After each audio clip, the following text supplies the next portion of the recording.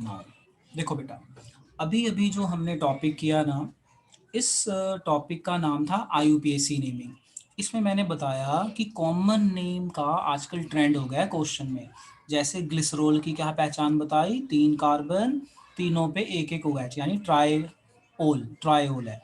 Tertiary butyl बताया, secondary butyl बताया और आइसोप्रोपाइल बताया। तो ये सारी चीज़ें आपको मैंने बताई। तो ये चैप्टर बेसिकली आपका शुरू तो हो गया है, बट अभी इसमें ना आइडेंटिफिकेशन वाली चीज़ें चल रही हैं। अब कुछ और भी चीज़ें हैं जो हमारी आइडेंटिफिकेशन से रिलेटेड है। सो लो जी, अब हम इसको देखते हैं आइडेंटिफिकेशन वाली चीज़ों को। यहाँ पे आ जाओ।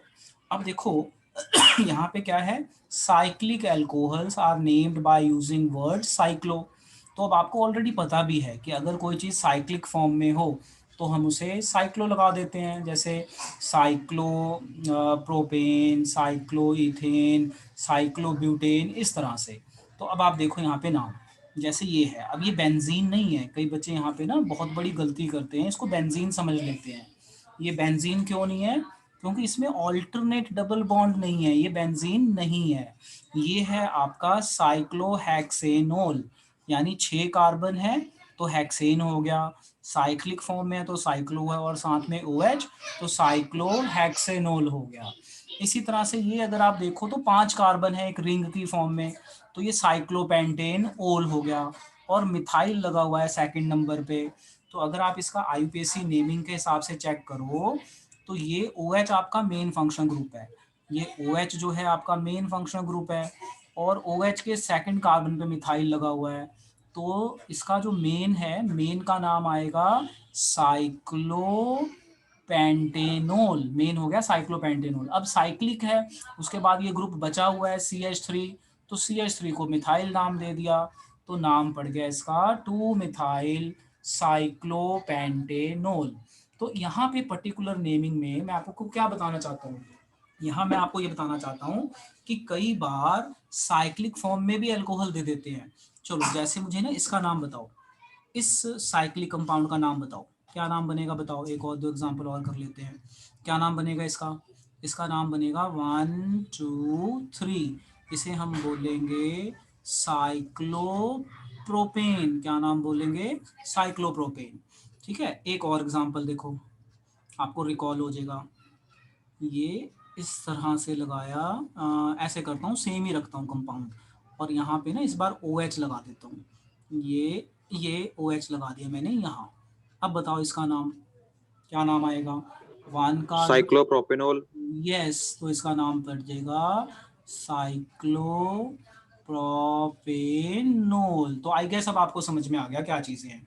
तो हमने +1 में नॉर्मल साइक्लिक कंपाउंड पढ़े हैं कि गोल हो कोई चीज़, जहाँ से शुरू वहीं पे आ जाए तो साइक्लो है, साथ में कोई फंक्शन ग्रुप लग जाए तो साइक्लोप्रोपेनोल।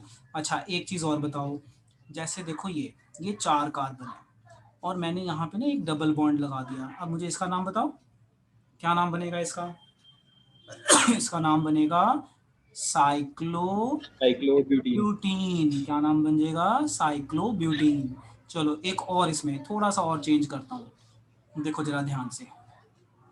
वैसे ही रखा मैंने सारा कुछ, डबल बॉन्ड भी वैसे ही कर दिया, बस यहाँ पे OH लगा दिया। अब मुझे इसका नाम बताओ। अब इसका नाम बन जाएगा, ये 1 हो जाएगा, 1 2 3 4। अब ये हो जाएगा साइक्लोब्यूट 2 इनोल। देखो अब यहाँ ध्यान से, इसका नाम हो जाएगा साइक्लोब्यूट 2 इन 1 ओल। क्योंकि जो ये OH वाला फंक्शन ग्रुप है ना, ये मेन फंक्शन ग्रुप है। तो अब आपका ये डबल बॉन्ड दूसरे नंबर पे आ गया, तो 1 2 2 पे डबल बॉन्ड शुरू हो रहा है, तो साइक्लोब्यूट 2 इन 1 ओल। चलो इसे नोट कर लो बेटा, नोट करके डन बोलो, फिर आगे चलते हैं। अब देखो जब हम आगे चलते हैं तो मैंने अब यहाँ पे भी बड़े इंपॉर्टेंट कंपाउंड रखे हुए हैं, और ये कंपाउंड ना बेटा बहुत यूज़ होते हैं, इवन आपको कंपटीशन में बहुत मिलते हैं ये। अब देखो ध्यान से क्या चीज़ें हैं, ये नॉर्मल याद रखने वाले हैं। देखो ये तो हमें पता है ये फिनोल है, इसमें तो कोई दिक्कत ही नहीं है, दिस इज फिनोल। अब यहाँ पे देखो ये भी फिनोल है, सेकंड पोजीशन पे मिथाइल है। ये भी फिनोल है, सेकंड पोजीशन, थर्ड पोजीशन पे OH है, या थर्ड पे मिथाइल बोल लो, यहाँ फोर्थ पे बोल लो। तो ये थोड़ा उल्टा पुल्टा लिखा हुआ है एक ही बात, चाहे OH यहाँ लिख लो चाहे यहाँ लिख लो। अब आप ध्यान से देखो, ये है फिनोल, इसका नाम है 2 मिथाइल फिनोल, यानी ये आपका फिनोल हो गया सेकंड पोजीशन पे मिथाइल, ये फिनोल हो गया थर्ड पोजीशन पे मिथाइल, ये फिनोल हो गया, आपको पता है ना OH मेन है तो OH से ही मेन को काउंट करेंगे, और ये हो गया फोर्थ पोजीशन पे मिथाइल। तो ये तो IUPAC नेम टाइप हो गया, ये तो हमें कोई दिक्कत ही नहीं है।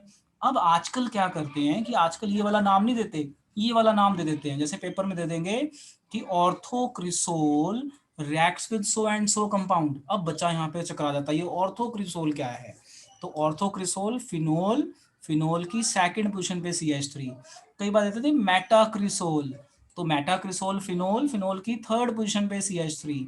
कई बार नाम लिख देते हैं पैराक्रिसोल, तो पैराक्रिसोल मतलब फिनोल की फोर्थ पोजीशन पे मिथाइल ग्रुप। चलो इसे नोट कर लो बेटा, नोट करके डन बोलो और याद कर लो फटाफट। ठीक है बेटा, मेरे साथ साथ बोलो और याद हो जाएगा। देखो मैं यहाँ ना नीचे लिख देता हूँ, समझना। कलर मैं ले लेता हूँ ब्लू। देखो ऑर्थोक्रिसोल कैसे लिखेंगे, आप नॉर्मल फिनोल बनाओ, नॉर्मल फिनोल बनाओ, फिनोल की सेकंड पोजीशन पे CH3 लगा दो बस। ये ऊपर OH है, मैंने नीचे कर दिया, कोई दिक्कत नहीं है, तो इसे बोलते हैं हम ऑर्थोक्रिसोल। अच्छा, मेटाक्रिसोल कैसे बनाएंगे, फिनोल बनाओ, फिनोल की थर्ड पोजीशन पे CH3 लगा दो, ये रहा फिनोल और ये रही थर्ड पोजीशन, थर्ड पोजीशन पे CH3 लगा दो, तो ये बन गया आपका। ये इस तरह से भी लिख सकते हो, कोई दिक्कत नहीं है, कोई दिक्कत नहीं है, सिर्फ दिखाने का फर्क है, पोजीशंस तो सेम ही है। अब आ जाओ यहाँ पे पैराक्रिसोल। पैराक्रिसोल तो बहुत आसान है, फिनोल बनाओ और फिनोल की फोर्थ पोजीशन पे CH3 लगा दो। नीचे OH लगा रहा हूँ मैं तो नीचे लगाता हूँ वैसे आप ऊपर नीचे कर सकते हो, कोई दिक्कत नहीं है। यहाँ पे CH3 लो बेटा, याद कर लो, बहुत ही आसान है, वेरी वेरी इजी। तो इसे आप याद कर लीजिए और जल्दी से नोट कर लीजिए। तो हमने ये चीज़ें याद कर ली। अब 2 बार OH हो तो क्या होगा, यहाँ पे तो क्रिसोल था ना, एक बार OH और एक बार CH। अब 2 बार OH हो तो उनके नाम, तो ये रहा। अब हमारे पास एक नई टर्म है, क्या है हमारी नई टर्म, कैटेकोल, रिसोर्सिनोल एंड क्यूनोल। तो ये बहुत इंपॉर्टेंट है, कैटेकोल कॉम्पिटिशन्स में बहुत आता है, कैटेकोल, क्यूनोल, क्यूनोल का एक और नाम है हाइड्रोक्यूनोन, हाइड्रोक्सी क्यूनोन। ठीक है, इसी तरह से रिसोर्सिनोल। तो IUPAC नेम में तो कोई दिक्कत ही नहीं है। देखो कैटेकोल क्या है, फिनोल सेकंड पोजीशन पे OH, फिनोल, फिनोल की सेकंड पोजीशन पे OH, रिसोर्सिनोल, फिनोल, फिनोल की थर्ड पोजीशन पे OH, एंड क्यूनोल या हाइड्रोक्यूनोन, फिनोल, फिनोल की फोर्थ पोजीशन पे OH। तो अब यहाँ पे कंफ्यूजन होती है, जैसे मैंने पूछा ऑर्थोक्रिसोल, तो बच्चा कैटेकोल लिख के आ जाता है बाय मिस्टेक, तो मैंने वो बताया मिस्टेक आप कैसे दूर कर सकते हो, क्या शॉर्टकट बताया, C का मतलब कार्बन और OL मतलब OH, तो यानी कार्बन और OH है, इसके अलावा कुछ भी आए तो OH 2 बार है बस, इसके अलावा रिसोर्सिनोल, क्विनोल ऐसे वर्ड आ जाएं तब तो आप आइडेंटिफाई कर सकते हो। देखो फिर से शॉर्टकट क्या बताया, जैसे क्रिसोल है तो क्रिसोल का C डिनोट्स CH3 और OL denotes OH, OL denotes OH। तो आप इस तरीके से करेंगे। चलो बेटा इसे नोट कर लो, याद कर लो, डन बोलो। चैप्टर अब शुरू करते हैं। देखो अभी तक मैंने इस चैप्टर में जो भी करवाया ना बेटा, सारी चीज़ें बेसिक थी, और अगर ये हमें याद ना हो तो हम इस चैप्टर को समझ नहीं पाएंगे। अब जब मैं आगे जा रहा हूँ तो अब ये चैप्टर स्टार्ट हो रहा है, अब ये चैप्टर स्टार्ट होता है और इसमें क्या क्या चीज़ें आती हैं देखो। अब यहाँ पे सबसे पहला टॉपिक आता है हमारा प्रिपरेशन ऑफ एल्कोहल। तो ये हमारा एक आज का लास्ट टॉपिक ही होगा, एक तरीके से समझ लो। तो टॉपिक का नाम है preparation of alcohol from alkene, from alkene. और फिर हम इसका करेंगे मैकेनिज्म। तो मैकेनिज्म तो हम करेंगे थोड़ी देर में, उससे पहले हम इस रिएक्शन को समझेंगे और देखेंगे क्या है। सो देखो एल्कीन क्या होता है, एल्कीन होता है डबल बॉन्ड। तो मैं आपको ना पहले इसको समझाता हूँ फिर उसके बाद चलता हूँ।